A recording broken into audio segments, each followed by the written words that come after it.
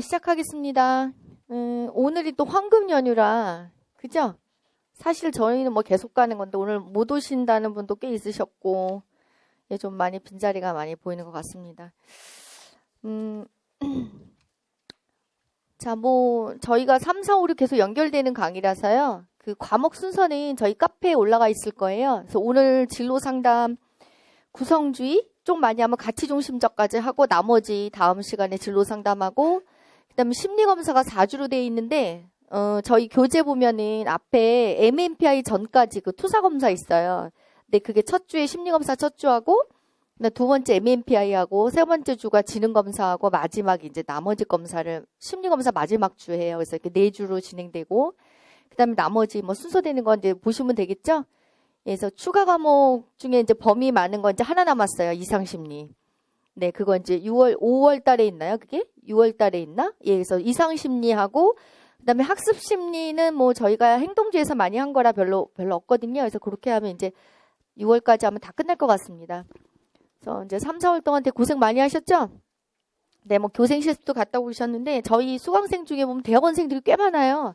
그래서 논문 쓰시느라고. 예, 그 다음에 학교마다 다른데 5월에 교생 실습 나가는 학교도 꽤 있더라고요. 예, 그래서 아마 그것 때문에 되게 힘들어 하시는 분도 되게 많은 것 같은데 어쨌든 개인이 처한 환경에서 할 수 있는 만큼 예, 열심히 하시기 바랍니다. 그리고 오늘 직강생 같은 경우는 또 오늘 시험 있죠?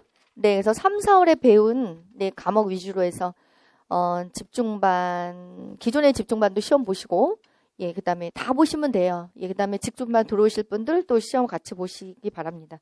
그래서 제가 문제 내고 채점하는 게 힘들어서 그렇지 선생님들 뭐 이 2달에 한 번씩 이렇게 시험 보는 거 괜찮은 것 같아요. 그죠? 그냥 그래야 공부 더 하시잖아요. 한 번 안 볼 거 한 번 더 보시고, 그죠? 예, 그래서, 맨날 문제 내느라고 또 끝나면 채점하느라고 그러긴 한데, 선생님이 힘들어도 학생들을 이렇게 자꾸 이렇게 해주는 방법은 이런 방법밖에 없겠구나, 그런 생각을 좀 해봤습니다.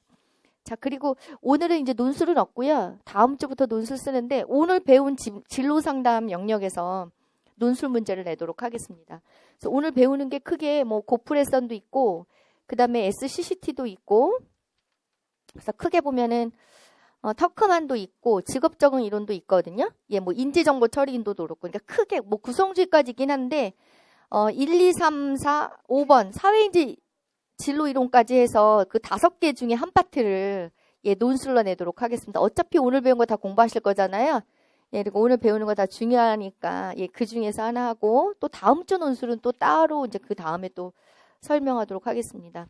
자, 먼저 그 지난주에 썼던 논술 문제 예, 학교 상담 첨삭한 거 위주로 해서 한번 답안지 확인하고 예, 그 다음에 심리학 개론 형성평가 풀고 그 다음에 진로 상담하도록 하겠습니다.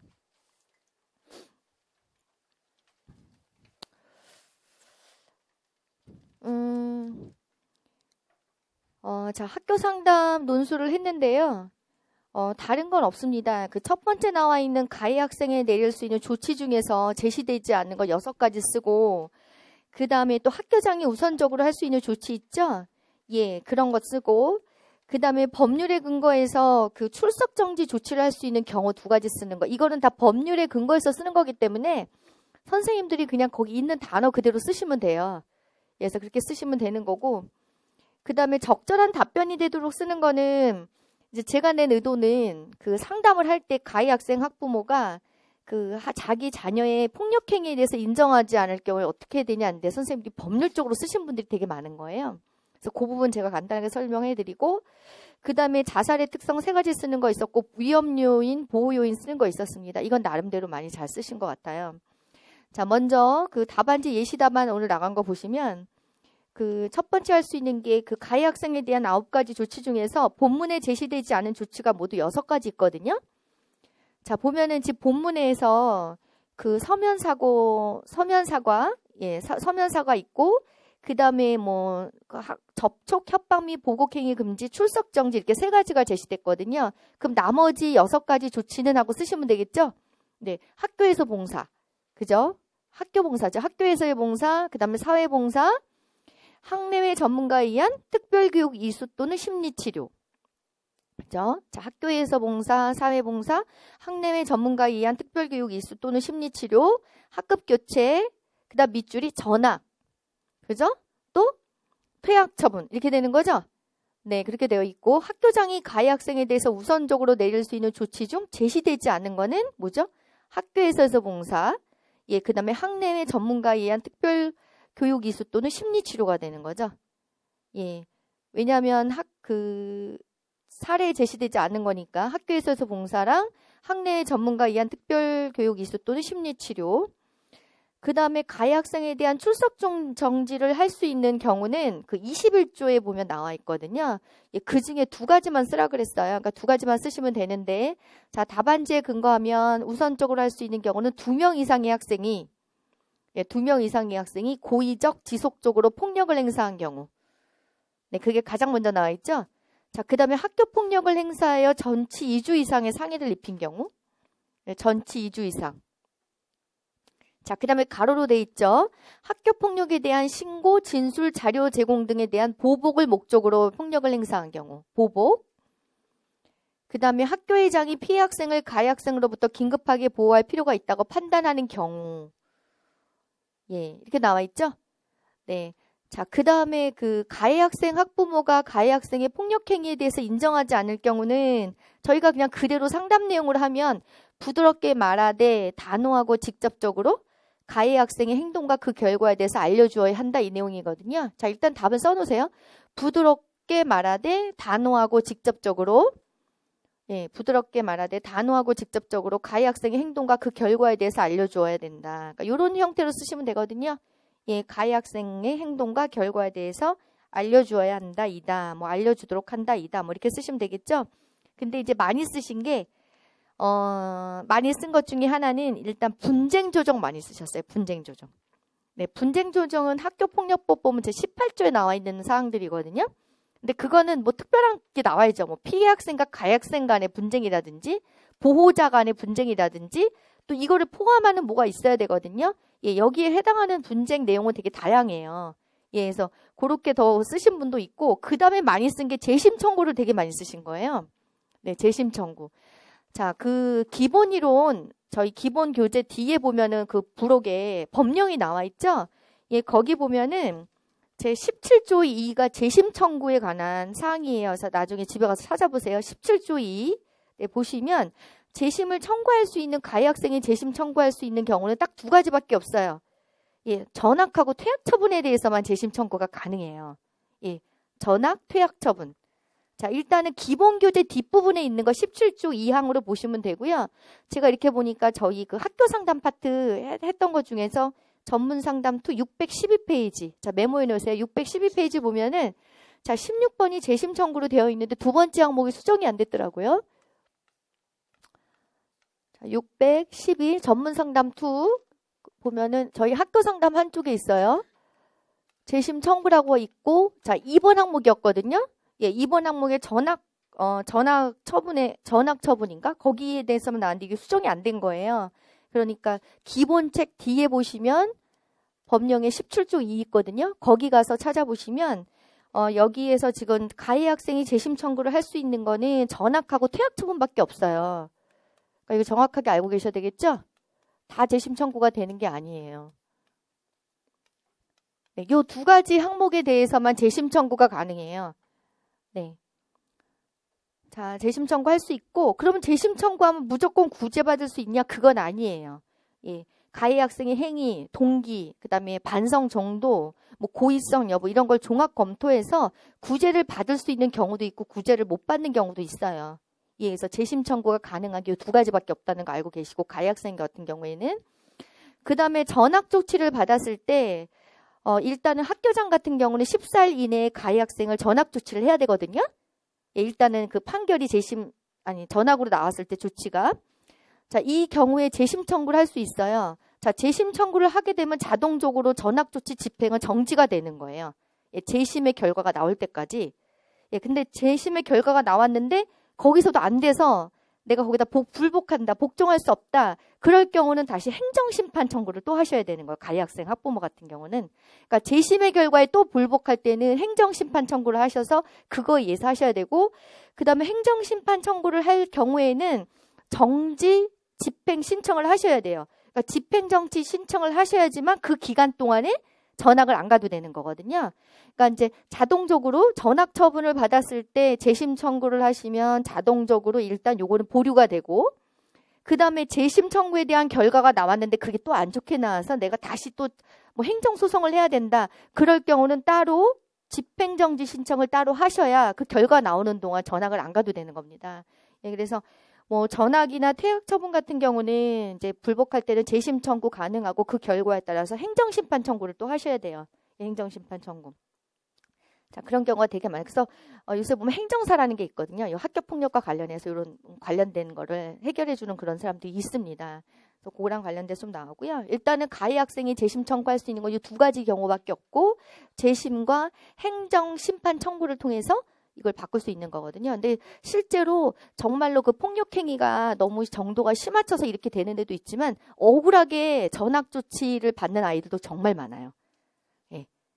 이제 그럴 때는 학부모가 가만히 있을 일은 아니죠. 네, 할 수 있는 걸 다, 그러니까 아셔야 할 수 있는 거잖아요. 재심 청구도 가능하고 안 되면 행정심판도 낼 수 있거든요. 예, 그런 거는 좀 알고 계셔야 되는 거죠. 그렇게 많이 쓰셨는데 그건 아니죠. 구체적으로 제가 그런 내용을 쓴 게 없었기 때문에 예, 그렇게 쓴 거는 안 되고. 자, 그래서 그걸 가장 많이 쓰신 것 같아요. 뭐 분쟁 조정하고 재심 청구 가장 많이 쓰신 것 같고요. 자, 그거 알고 계시면 되고, 그 다음에 자살의 특성 같은 경우는 여러 가지 있지만, 첫째, 답안지대로 드리면 충동적으로 자살할 가능성이 있다는 거죠. 예, 첫째, 충동적으로 자살할 가능성이 있다. 이걸 다른 말로 하면 사전 계획 없이 시도된다, 뭐 이렇게 쓰셔도 맞는 거거든요. 예, 사전 계획 없이 시도된다, 똑같아요. 충동적으로 자살할 가능성이 크고, 자, 두 번째는 도움을 청하는 심적 고통을 표소하는 극단적 표현이다. 자, 그렇게 되는 거죠. 자, 셋째는 청소년은 자살에 대한 환상을 가지고 있다. 뭐 이런 거 쓰셔도 좋고, 환상. 그 다음에 뭐 또래 역량이 크다, 이런 거 쓰셔도 좋고, 등등 여러 가지 특징이 있겠죠? 예, 답안지에 따르면 그렇게 됩니다. 환상을 갖고 있고, 뭐 사후세계에 대한 어떤 환상을 갖고 있어요. 예, 사후세계. 예.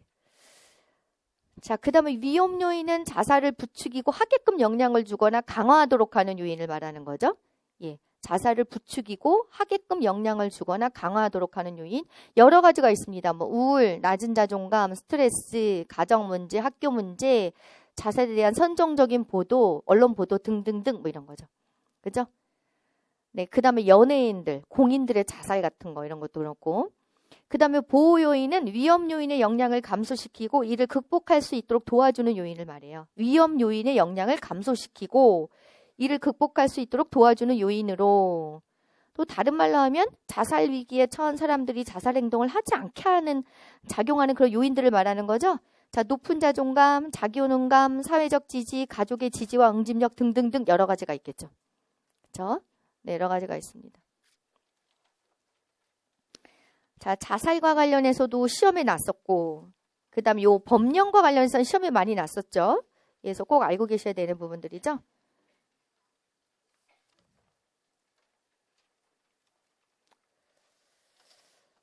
자, 그 다음에 심리학개론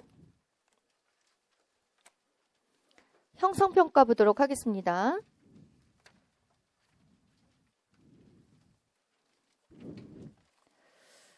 문제가 좀 많죠. 네, 32문제 정도 되는데, 자, 보시면 1번, 그 사람들로 하여금 다른 사람들이 원하거나 기대한다고 생각하는 대로 행동하게 만드는 관찰적 상황의 특성을 요구 특성이라고 하죠. 요구 특성이 어떤 행동을 자연스럽게 발생하는 대로 측정하기 어렵게 만든다. 이런 요구 특성이 있기 때문에 관찰의 어려움을 말하는 거고요. 자, 두 개 다 요구 특성 들어가죠. 그래서 이런 문제를 피하는 방법이 자연 관찰 방법이 있고, 그죠? 그 다음에 익명으로 반응하게 하는 방법도 있다 그랬죠? 개인정보 기록하지 않고 할 때, 뭐 그런 방법도 있고, 설문지 작성할 때 혼자 있을 때 설문지 작성하게 하는 방법도 있고, 또 이제 방법이 실험의 목적을 알지 못하게 하는 방법이 있고, 뭐 등등등 이런 게 되게 중요하다 그랬어요. 예. 자, 요거 특성. 자, 2번. 미국 심리학회에서 제시한 인간 연구에서 윤리사항에 의하면 연구 참여자들은 사전 동의를 하지 않은 연구에는 참여할 수 없어요. 자, 사전 동의 또는 고지된 동의, 동의 표시. 자, 우리는 informed consent, 우리는 사전동의라는 단어를 배웠거든요. 예, 동의 표시, 사전동의라고 하세요. 자, 그 다음에 3번. 미국 심리학회에서 제시한 인간 연구에서 윤리사항에 의하면 참여자들이 가벼운 쇼크나 당혹감 같이 작은 위험을 수용하도록 요청을 받을 수 있는데 심리학자들은 이 위험이 연구에서 얻은 새로운 지식이라는 사회적 이득보다 크지 않다는 것을 보여주어야 한다 그랬어요. 사회적 이득이죠. 자, 이거를 뭐라고 제목이 있었죠? 위험이 수익 분석이라고 제목이 나왔었죠? 네. 거기 나왔었고 제가 이제 그냥 요 뜻을 갖고 해서 위험이 수익보다 예, 크지 않아야 되니까 작거나 같아야 된다. 제가 수식으로 이렇게 표현을 했었어요. 예, 위험 수익 분석. 아, 여기 있죠? 네. 자, 부호를 이렇게 표시했었고. 자, 그 다음에 4번. 미국 심리학회에서 제시한 인간 연구에서의 윤리사항에 의하면 어떤 식으로든 연구 전이나 후에 연구 참여자가 속임을 당하였다면 심리학자는 사후 설명을 해야 된다 그랬어요. 예, 사후 설명. 어떤 뭐 교육적, 과학적, 응용적 가치가 정당화되거나 다른 대안적인 절차를 사용할 수 없을 때는 속임을 쓸 수 있다 그랬거든요. 예, 그런 기준이 있었고 사후 설명을 해야 된다. 사후 설명이란 연구의 본질이나 진짜 목적을 언어적으로 설명해 주는 것이다. 있었습니다. 예, 그래서 속임이라는 항목이 있었죠. 속임. 그죠? 연구가 가진 과학적, 교육적, 응용적 가치가 정당화될 때는 또 대안적 절차, 다른 방법이 없을 때는 심리학자는 속임수를 활용할 수 있다 그랬거든요. 그래서 속임수를 만약에 했다면 꼭 사후 설명을 해야 된다는 거예요. 그런 의미였어요. 네. 자, 사후 설명 여기서는 자, 그 다음에 6번. 뉴런은 신경계에 위치하여 정보 처리 과제를 수행하기 위해 서로 의사소통의 세포들을 말한다. 예.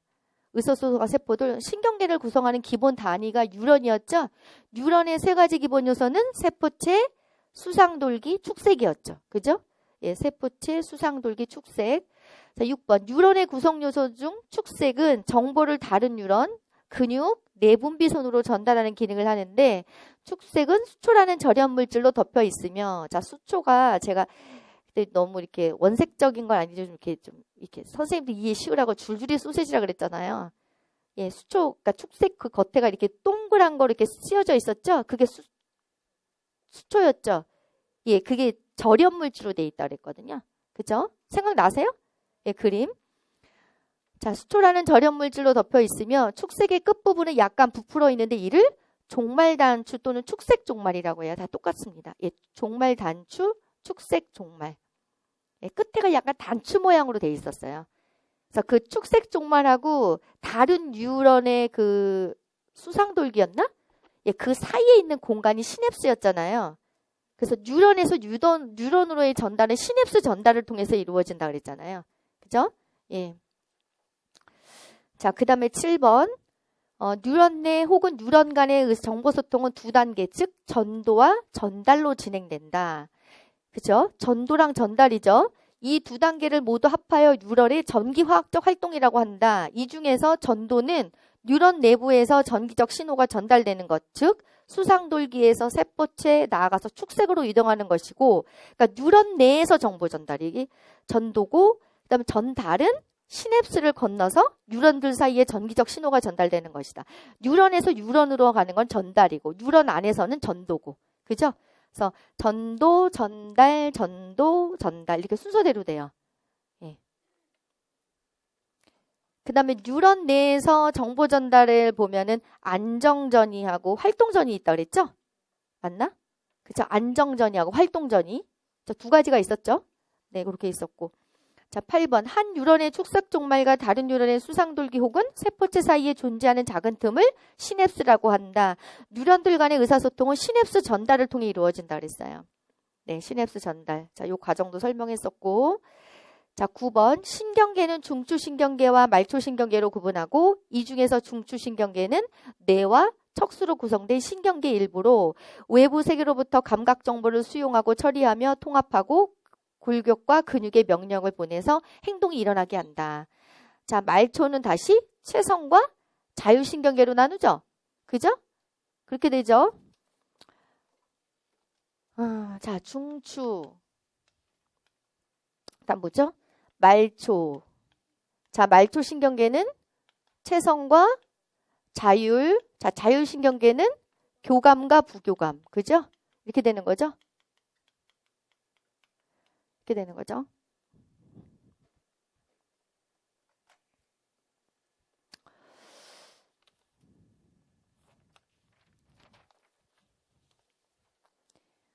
자, 그 다음에 10번 보도록 하겠습니다. 자율신경계 중 도전적이거나 위협적인 상황에 대항하기 위해 활성화되는 것은 교감신경계. 교감신경계가 활성화되면 심장박동을 빠르게 하고 소화작용을 늦추게 되며 혈당을 높이고 동공을 확대시키며 땀을 분비하여서 몸을 식혀주고 경계심을 일깨워주며 행동할 준비태세를 갖추도록 한다. 교감이죠. 반대로 부교감신경계는 평상시 안정상태로 돌아오게 하는 그런 기능을 하는 거죠. 그러니까 심장박동을 느리게 하고 혈당은 또 낮춰주고 뭐 이렇게 거꾸로 되겠죠. 예. 자, 그 다음에 11번 후뇌죠. 후뇌. 가장 기본적인 기능, 예를 들어 호흡, 각성과 운동기술 등을 통제하고 연수, 소뇌와 교가 위치하며 연수의 내부에서 시작해서 윗부분에 이르기까지 망상체라고 불리는 일련의 뉴런이 모여있는 부위가 있다. 후뇌죠. 네. 연수 안에 약간 이렇게 그림자처럼 몰려있는 게 망상계였어요. 자, 12번 중뇌. 중뇌는 정약 반응과 움직임에 중요한 역할을 하는 뇌구조로 인간에게서는 비교적 작다. 되게 작았죠? 예, 중뇌에는 시계와 피계가 위치한다. 예, 시계는 정약 반응과 관련이 있었어요. 예, 정약 반응. 자, 13번 전뇌는 뇌의 가장 상위 수준으로 복잡한 인지, 정서, 감각 및 운동 기능을 통제한다. 전뇌는 대뇌피질과 피질화 구조로 구분되는데 대뇌피질은 육안으로 볼 수 있는 뇌의 가장 바깥에 위치하는 층으로 두 개의 대뇌방구로 되어 있죠. 자방구, 우방구. 그걸 연결시켜주는 게 뭐라 그랬죠? 뇌량으로 연결되어 있어요. 예, 분리뇌 환자라는 건 그 뇌량을 끊는 경우를 말하거든요. 예, 절단. 자, 전뇌, 대뇌피질 그렇게 들어가요. 자, 그 다음에 14번 절대역이란 시행 중 50%에서 어떤 자극을 겨우 탐지하는 데 필요한 최소한의 자극 강도, 즉 어떤 자극을 탐지하는 데 필요한 최소한의 자극 강도를 말하고요. 또한 최소 가지 차이 또는 차이역, 그렇게 똑같죠? 예, 최소 가지 차이, 차이역, 최소 식별 차이 똑같습니다. 자극에서 겨우 탐지될 수 있는 최소한의 변화, 즉 사람이 두 자극 간의 차이가 있음을 탐지할 수 있는 최소한의 자극 강도 차이를 의미한다. 네, 그게 이제 차이역 또는 최소 가지 차이. 그렇죠? 그 다음에 차이역이 강도차가 아니라 두 자극의 강도 비율에 따라 변화하는 것이다라고 말한 게 이제 베버의 법칙이었죠? 예, 베버의 법칙도 있었고. 그 다음에 여기 절대역이라는 건 시행 중 50%에서인데 시행의 50% 이하에서 탐지되는 자극은 역하 자극이라 그랬죠. 네. 추가되는 과목이 아무리 나온다고 해도 얼마나 나오겠어요? 그리고 아무리 어렵다고 해도 기평 나오지 않겠어요? 예, 그러니까 거진 다 맞을 수 있는 거예요. 아무리 나온다고 해도 이상하게 막 해서 나온다고 해도 너무 두려워하지 않으셔도 될 것 같고. 그래서 추가 과목을 일부러 제가 형성평가 문제를 엄청 많이 드리고 있어요. 그걸 좀 느끼셨어요? 네, 많이 드리고 있어요. 왜냐면은 그런 게 더 유리할 것 같아가지고 일단은 예, 이렇게 하면서 한 번씩 보시면 되잖아요. 그죠? 이게 형성평가하면서 한 번씩 보시고. 자, 그 다음에 15번 감각 순응이란 지속되는 자극에 대한 민감성은 유기체가 현재의 조건에 순응하면서, 그러니까 민감성이 순응하면서 점점 쇠퇴하는 경향이 있다는 거거든요. 그게 감각 순응이에요. 그러니까 일정한 자극에 지속적으로 노출되면요, 민감도가 약해져요. 그죠? 예, 그게 바로 감각 순응이라 그랬어요. 감각 순응. 16번 의식의 4가지 기본 속성은 의도, 통합, 선택, 유동성이었어요. 그죠? 의도, 통합, 선택, 유동성. 이 중에서 선택이란 일부 대상은 의식 속에 포함시키고 일부 대상은 포함시키지 않는 능력을 말하거든요. 그래서 여기서 나온 게 이중청취법이라는 실험이 있었고, 그죠? 이중청취법, 또 칵테일 파티? 예, 칵테일 파티 효과 또는 칵테일 파티 역량? 똑같아요. 예, 칵테일 파티 효과나 이중청취법 있었죠? 선택. 자, 그 다음에 17번 의식의 3가지 수준 중에서 마음이 감각을 받아들이고 이 감각에 대해 반응하는 경우 일어나는 의식은 최소한의 의식이고 개인이 자신의 정신 상태를 인식해서 이를 보고할 수 있는 상태는 충만한 의식이고 그죠? 그래서 제가 최소한의 의식과 충만한 의식 예를 제가 운전 들었죠. 저도 어느 순간에 막 제가 한 15분, 20분 운전한 게 생각이 하나도 안 날 때가 있어요. 언제 도착했나? 그럴 땐 최소한의 의식이다. 무의식이 아니었다. 무의식 속에서 운전하면 큰일 나죠. 그죠? 예, 음주운전보다 더 힘든 게 무의식 운전 아닐까 싶어요. 예, 근데 저희가 너무 익숙하고 일상적인 거는 최소한의 의식 상태에 있는 경우가 되게 많은 것 같아요. 예, 이러면 안 되는데. 그 다음에 나머지 하나가 자의식이라는 게 있었죠. 그래서 최소한의 의식, 충만한 의식, 자의식 이렇게 세 가지로 나눴었어요. 자, 18번 의식의 내용에는 현재의 관심 들어가고 그 다음에 백일몽, 그죠? 원하지 않은 생각들이 포함된다. 이 중에서 백일몽은 뚜렷한 목적 없는 생각들이 마음속에 계속해서 떠오르는 상태를 말한다. 그죠? 그 다음에 원하지 않은 생각들은 자꾸 우리가 이런 회피하려고 하는 걸 사고 억제라 그러잖아요. 회피하려고 하면 할수록 그 사고는 더 자세히 떠오르게 돼 있거든요. 그래서 그거를 사고 억제의 반동 효과? 뭐 그렇게 교재에 나와 있었죠. 그러니까 저희가 생각 안 하려고 하는 것 자체가 주의를 기울이는 거니까 더 나오니까 차라리 그런 생각도 안 하는 게 좋은 거예요. 그죠? 예, 회피하려고 하면 더 떠오르게 되어 있죠. 자, 그 다음에 19번. 수면 단계 중에서 5단계를 말하는 거죠. 다른 말로 하면 렘 수면 단계라고 하셔도 되고, 렘 수면 또는 5단계라고 하셔도 되고. 자, 같이 알고 계셔야 되겠죠? 자, 5단계 렘 수면 단계에서는 급속 안구 운동과 높은 수준의 뇌 활성화가 있고, 그 다음에 선명한 꿈이 나타난다 그랬어요. 그래서 이때 그 주파를 보면은 깨어있는 동안에 관찰되는 주파랑 유사하다 그랬죠. 그쵸? 그 렘 수면 단계에서 주파를 보면, 뇌 주파를 보면은 그 깨어있는 동안에 관찰되는 주파. 그래서 베타파랑 되게 유사하다. 예, 그렇게 설명했었고요. 자, 20번. 인출 단서 중에서 기억은 상태 의존 인출이에요. 상태 의존 인출. 부호하고 인출하는 동안 같은 마음 상태에 있을 때 정보를 더 잘 회상할 수 있는 경향을 말하고, 니은은 전이 적절성 처리. 예, 전이 적설, 아유, 이렇게 어렵냐. 적절성 처리. 저만 어려운가? 선생님들도 어려우세요? 한번 해보세요. 전이, 잘하시네. 저만 그러나 봐요. 자, 나중에 이용할 수 있는 인출 단서들의 적절한 방식으로 정보를 처리했을 때 기억이 한 상황에서 다른 상황으로 더 잘 전이된다는 것이다. 네. 뭐 이 외에도 뭐 부호와 특수성 원리도 있었고, 그죠? 예, 부호와 특수성 원리 하나 더 있었죠.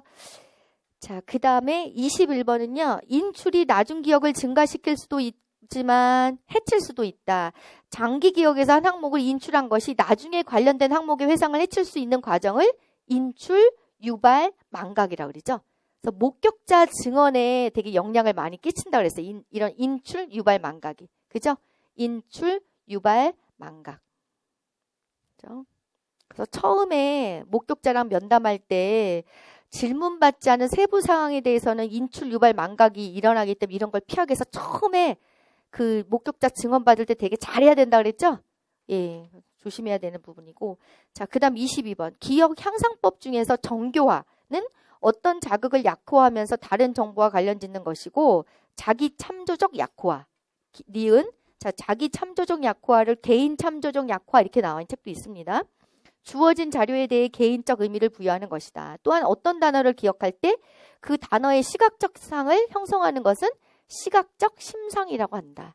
그죠? 그래서 약화 증진을 위한 뭐 정교화, 시각적 심상, 자기 참조적 약화 이게 다 들어가 있는 거죠? 예, 약화 증진을 위한 기억 향상법에. 자, 그다음 23번 고정관념이 자가지속적이 될 수 있는 이유는 자기 실현적 예언 또는 자기 충족적 예언이라고 그랬죠. 저희는 그렇게 많이 쓰죠. 자기 충족적 예언, 확증적 자각, 하위 유형 분류로 설명할 수 있다. 이 중에서 자기 실현적 예언, 자기 충족적 예언은 남들이 자신에게 기대하는 바대로 행동을 하게 되는 경향성을 말한다. 관찰자가 나에 대해서 부정적 고정관념을 갖고 있다고 생각이 들면은 오히려 그 사람이 갖고 있는 부정적인 신념을 확증시켜주는 것에 대한 내가 그런 행동을 똑같이 하면 어떻게 되지? 그런 두려움을 가지면서 오히려 그런 행동을 더 하게 한다 그랬죠. 예, 그게 바로 자기 충족적 예언이라고 그랬어요. 원래 그러면 하지 말아야 되는데 이상하게 그렇게 똑같이 한단 말이에요. 예. 자, 그 다음에 24번 상황귀인을 해야 맞을 경우. 자, 상황이라는 건 외부 귀인하고 비슷하다고 그랬죠? 성향귀인을 하는 경향을 기본 귀인 오류라고도 하고 대응 추리 편향이라고 합니다. 자, 두 개 다 나왔죠. 교재에도. 대응 추리 편향 또는 기본 귀인 오류 똑같습니다.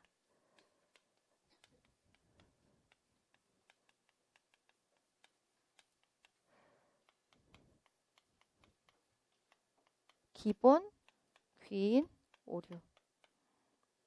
그러니까 이러한 편향이 대응 추리 편향이 너무 흔히 볼 수 있고 기본적이다. 그래서 기본 귀인 오류 이렇게도 말하는 거예요. 예. 상황 귀인 해야 될 맞는데도 성향 귀인 하는 거. 특히 타인의 행동을 설명할 때 그랬다 그랬죠? 예, 타인의 행동 설명할 때 상황의 영향은 되게 과소평가하고 성향, 개인 특성에 따라서 경향하는 귀인하는 경향이 되게 강하다 그랬거든요. 이런 걸 대응 추리 편향이라고 그랬습니다. 예. 기본 귀인 오류 똑같은 얘기입니다. 자, 그 다음에 25번. 동일한 행동인데도 타인의 행동에 대해서는 성향 귀인을 하는 반면 자신의 행동에 대해서는 상황 귀인을 하는 경향을 뭐라 그러죠? 행위자 관찰 효과 또는 행위자 관찰 편향이라고도 합니다. 그러니까 타인 행동에 대해서는 성향으로 귀인하고 자신 행동에 대해서는 상황 귀인하고, 그러니까 타인 행동에서는 내부 귀인을 하고 내적 귀인을 하는 거고 자신 행동에 대해서는 외적 귀인하는 거거든요. 그죠? 예, 그렇게 하는 거를 행위자 관찰 효과 또는 행위자 관찰 편향이라고 한다. 26번은 몰개인화예요. 몰개인화. 예, 몰개인화. 집단 내에서 구성원들이 개인 정체감과 책임감을 상실해서 집단 행위에 민감해지는 현상이다. 집단 속에서는 자신의 가치관이나 특성에 대한 인식이 약해지고 집단 구성원들의 행동이나 정서 또는 상황에 주의 집중하게 되어 극단적이며 비이성적인 행동이 가능하다. 특히 결정적 요인을 하는 게 익명성이라고 그랬죠? 익명성. 네. 그래서 대규모로 이렇게 시위할 때 과격성이 막 나타나고 그러는 게 익명성 때문이죠. 이름표를 달고 하면 과연 그랬을까요? 안 그랬겠죠? 예, 저희가 사이버상에서도 막 막말도 하고 막 이상한 댓글 다는 건 익명성 때문이죠. 다 실명화 시켜보세요. 그렇게 안 합니다. 예. 그래서 이제 뭔가 책임도 느끼고 그런 데는 다 실명 전환을 하게 해서 하는 거죠. 27번. 혼자일 때보다 타인이 존재할 때 개인의 수행이 더 좋아지는 현상을 뭐죠? 사회적 촉진이라고 하고, 혼자 일할 때보다 집단으로 일할 때 노력을 절감해서 개인당 수행이 저하되는 현상을 사회적 태만이라고 하죠. 예, 기억은 사회적 촉진, 니은은 사회적 태만. 예, 그래서 사회적 촉진은 개별 수행 확인이 가능한 상황에서 나타나고, 예, 개인별 수행 확인이 가능한 상황에서 나타나는 게 사회적 촉진이고, 사회적 태만은 개인별 수행 확인이 불가능한 과제나 상황에서 나타난다 그랬죠? 예, 그러니까 사회적 태만이 나타나겠죠. 그래서 저희가 조별로 뭐 하라고 할 때, 과제할 때는 사회적 태만이 많이 나타날 수 있어요. 그러니까 이제 개인별로 또 수행 확인이 하는 뭐 절차가 있으면 더 좋겠죠. 예, 그냥 밥 숟가락 얹히고 가는 사람 많거든요. 조별 과제에서 내라고 할 때. 그죠? 그래서 분란도 되게 많잖아요. 예, 한두 명이 다 외우고 나머지는 진짜 밥 숟갈도 안 얹히고 그냥 숟가락도 얹히는 정도가 아니라 그냥 잘은 모르겠는데 그런 경우 많죠? 네. 자, 그 다음에 28번. 집단 토의와 같은 집단 상호작용 이후 구성원들의 평균 태도나 의견이 상호작용 이전과 동일한 방향으로 더 극단화되는 현상을 집단 극화라고 그러죠. 극화.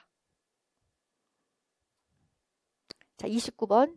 칙센트 미하이는 그 활동 자체가 주는 즐거움 때문에 반복적으로 그 활동을 하려고 하는 완전히 몰입한 집중 상태를 뭐라 그랬죠? 플로우라 그랬죠? 예, 플로우. 자, 플로우 모형에 따르면 자신의 기술과 뭐죠? 도전 수준을 갖고. 우리가 그래프 봤었죠?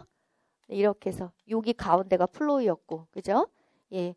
그래서 자신의 기술과 이쪽이 기술이었고 이쪽이 도전 수준이었나요? 예, 뭐 그렇게 나왔었는데, 조화될 때는 플로우를 경험하고 부조화일 경우는 지루함 또는 불안을 경험한다 그랬어요. 예. 자, 도전 수준은 높은데 내 기술 수준이 너무 낮을 때는 지루함을 느낄까요? 불안을 느낄까요? 그쵸, 불안이죠. 근데 도전 수준이 내가 갖고 있는 기술 수준보다 너무 낮아요. 그러면 지루함을 느끼게 되겠죠. 그러니까 이게 적절하게 조화가 잘 돼야 돼요. 예. 자, 니은은 도전 수준, 기역은 플로 이렇게 됩니다. 자, 30번 분투는 정서의 3차원 이론에서 정서를 쾌불쾌, 그죠? 이완, 긴장, 흥분, 우울 세 가지 차원에서 설명한다. 쾌불쾌. 그래서 분투의 제자 티치너 같은 경우는 쾌불쾌 이 하나만으로도 모든 인간의 정서를 설명할 수 있다고 말했죠. 예. 자, 그 다음에 31번 제임스 랑게 이론에서는 자극이 신체 활동에서 활동을 일으키고 이것이 다시 뇌에서 정서 경험을 일으킨다고 주장하며 캐논 바드 이론에서는 그죠? 캐논 바드 이론에서는 자극이 신체의 활동과 뇌의 정서 경험을 동시에 일으킨다고 주장한다. 차이점이었죠? 자, 기억은 제임스 랑게 이론, 니은은 캐논 바드 이론. 자, 32번 삭터와 싱어의 이요인 이론에서는 정서는 생리적 각성의 원인들에 관한 추측들에 근거한다. 추측. 자, 이게 인지적과 관련인 거야. 인지. 즉 정서를 경험하기 위해서는 신체적으로 각성하고 인지적으로 그 각성에 이름을 붙여야만 한다는 것이다. 예. 인지적. 예. 대부분 저희가 했던 것 중에 대부분 요 내용이라는 거예요.